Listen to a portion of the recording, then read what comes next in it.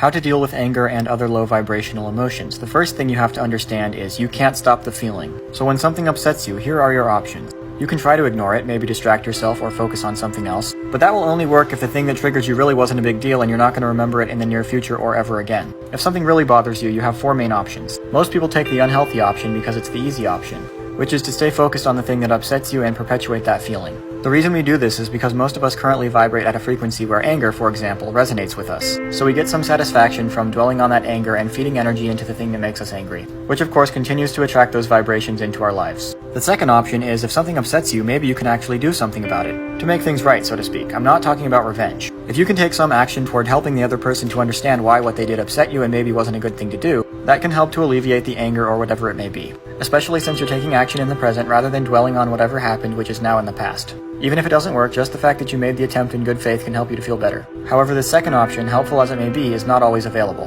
Though when it is, you can do the third and or fourth option in conjunction with it. The third option is basically the shadow work I've talked about before, which means focusing inward rather than focusing on the thing that made you upset. Digging deep into your own mind to find out how your anger or whatever it may be relates to a traumatic event or some kind of insecurity that you picked up earlier in life. I'm not going to go in depth on that now because I still have option 4 to talk about, but go check out my video on shadow work if you don't fully understand what I mean. Coming to an understanding of the real reason you feel angry, which can lead to an understanding of why that feeling is unnecessary, can help to alleviate it in the moment as well as prevent you from being triggered in the same way in future situations. Now option 4 can also go along with option 2 and or 3, and it is to try to understand where someone else is coming from, or why something that triggered you may have actually happened for a good reason, even if it doesn't seem like it at the time. If someone else does something that hurts you, it means either they have a lack of understanding, or perhaps they wanted to hurt you, in which case they definitely are in pain themselves. Either way, they probably haven't received enough love in their life and thus don't know how to love themselves and don't know how to treat others well. It is also likely that something in you triggered an insecurity in them which caused them to do the thing that made you upset. They may even be jealous of you. This can lead to feeling compassion and empathy and hopefully even forgiving the person, which can alleviate whatever low vibrational emotion you were feeling. Finally, if you were upset not by the action of an individual or group of people, but by something that happened that was out of anyone's control,